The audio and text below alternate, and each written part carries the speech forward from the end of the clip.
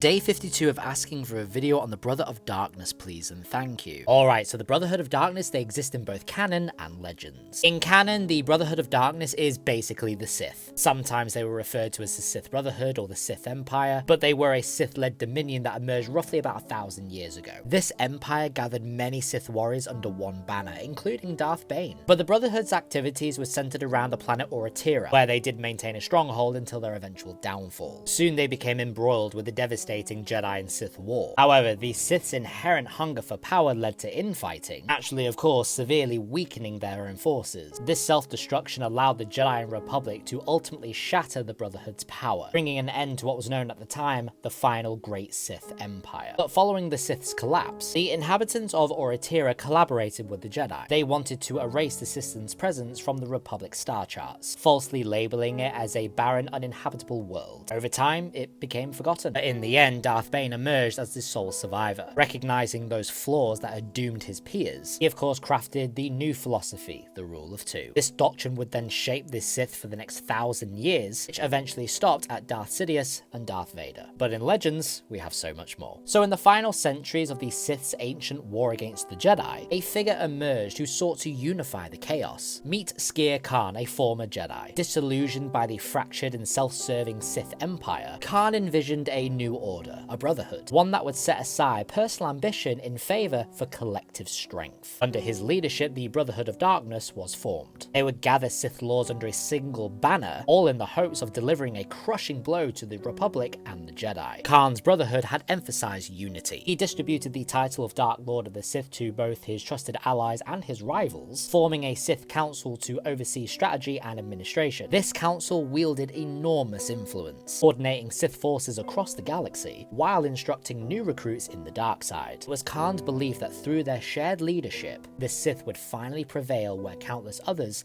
had failed. Now, beyond the Brotherhood's council, numerous Sith Lords who were often graduates of Korriban's academy, they led battalions and campaigns against the Jedi. Sith Lords would seize territories for both themselves and the Brotherhood. The Brotherhood's military was vast and structured. Sith Lords were supported by Sith adepts and acolytes, mostly trained at academies like Dathomir or Iridonia. These initiates, alongside assassins and spies, they were educated on worlds like Ryloth, Umbara, or Nar Shaddaa. They would target Jedis for capture, conversion, or interrogation. These Sith marauders and warriors, they would command the battlefield forces, and they were aided by non-force sensitive infantry. So you would have all of them in squads and battalions, and they'd all be armed with advanced weaponry. Now, Khan would go on to command a force of 20,000 Sith and countless soldiers. However, the Jedi formed the Army of Light, which was a unification of Jedi warriors. Those forces met the Brotherhood across the Outer Rim, and slowly and gradually reclaiming those territories. But over time, the Brotherhood, once overwhelming in numbers, started to deteriorate. But the decisive showdown came on the planet Ruusan. There, Khan had assembled his forces, determined to annihilate the Army of Light in a final assault. However, after 7 grueling battles, the Brotherhood's army had been bled dry, and their fleets were completely shattered. Facing annihilation, the Brotherhood found an unlikely savior. Enter Darth Bane, a former acolyte with radical ideas about Sith survival. Bane had proposed that they channel the combined strength of all of the Brotherhood into a single devastating wave of dark side energy. Initially receptive, Khan and his followers had prepared the ritual, but impatience overtook Khan, so he aborted the ceremony prematurely, wanting to basically fight instead. So that opportunity to destroy the Jedi in one strike was lost. But Bane, he was completely frustrated by Khan's weakness, so he enacts his true plan, the destruction of the Brotherhood itself. Manipulating Khan, Bane had introduced the concept of the Thought Bomb. It was a dark side super weapon that would obliterate all Force sensitives in its area. Bane had falsely assured Khan that the blast would not affect the Brotherhood. Trusting Bane, Khan then gathered the Sith Lords in a cave system. The ritual was complete and the Thought Bomb had detonated, consuming everything in its radius. Hundreds of Sith, hundreds of Jedi, all of them annihilated. With one cataclysmic attack,